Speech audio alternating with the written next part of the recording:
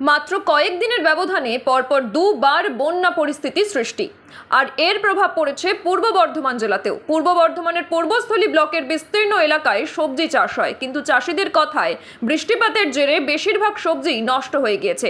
এই সময় যে পরিমাণ সবজি হওয়ার কথা তা একেবারেই নেই। পূর্ব বর্ধমানের এই পূর্বস্থলী 2 নম্বর ব্লকে বড় বড় পাইকারি বাজারও রয়েছে, কালীখাতলা বাজার এবং জামালপুর বাজার। পূর্বস্থলীর বেশিরভাগ চাষি মূলত এই বাজারেই তাদের উৎপাদিত সবজি নিয়ে এসে বিক্রি করেন।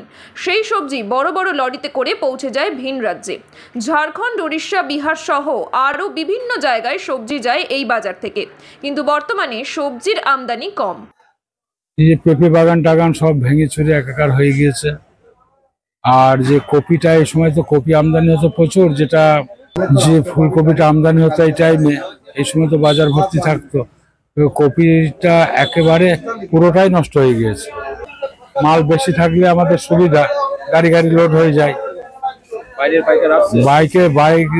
পাইকার আসছে বলতে তাদের মাল হচ্ছে, এখন মাল আমদানি একটু কম, এর জন্য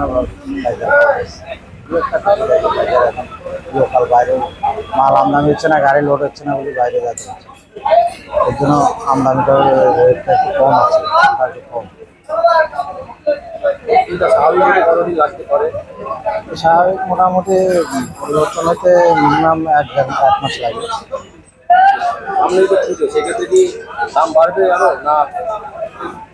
সামনে পুজোতে একটু দাম বাড়বে। আপনারা দেখছেন ইউএন লাইভ, বাংলা খবরের শেষ কথা।